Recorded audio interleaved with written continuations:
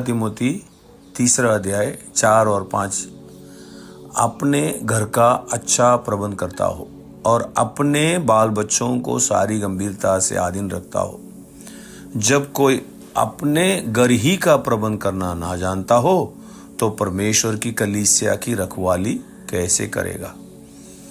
तो सेवक के बारे में गवाही ऐसा होना चाहिए, वो घर का अच्छा प्रबंधक है और बाल बच्चों को अपने अधीन में रखने वाला है। घर का जो भी आत्मिक प्रबंध है और आर्थिक प्रबंध है, ये दोनों के ऊपर एक सेवक ख्याल रखना चाहिए।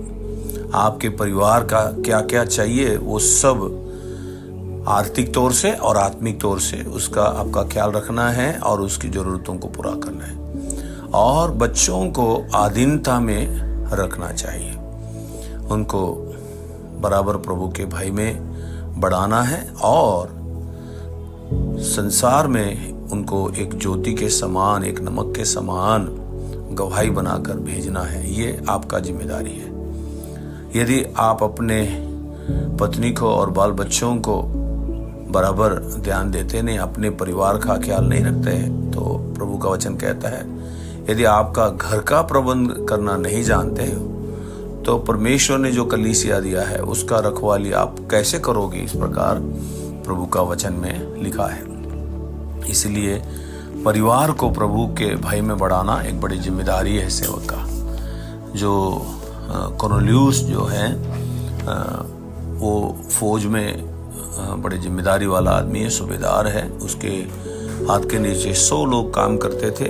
इतना बड़ा जिम्मेदारी वाला आदमी के बारे में लिखा है। वो भक्त था, कॉर्नेलियुस भक्त था और अपने सारे घराने समेत परमेश्वर से डरता था और यहूदी लोगों को बहुत दान देता था और बराबर परमेश्वर से प्रार्थना करता था। इतना व्यस्त वो आदमी होने के बाद भी उसका विशेष शेड्यूल के बीच में भी घराने समेत परमेश्वर से डरता था। मतलब परिवार के साथ प्रभु के भय में वो लोग आगे बढ़ते थे। तो इतने बड़े जिम्मेदारी, इतने बड़े व्यस्त आदमी फिर भी परिवार का ख्याल रखा, परिवार के लोगों को प्रभु के भय में बढ़ाया। ये हमारे जीवन में भी हम कितना भी व्यस्त हो लेकिन परिवार का ख्याल रखना चाहिए, परिवार को प्रभु में बढ़ाना चाहिए। एक सेवक का बच्चा उनका कहना नहीं मानते हैं तो वो कलीसिया को कैसे प्रभु के अधीन में लाएंगे। इसलिए परिवार का जो है आत्मिक और आर्थिक दोनों बातों में ख्याल रखना चाहिए। पारिवारिक प्रार्थना एक सेवक के घर में बहुत अनिवार्य है, अवश्य है।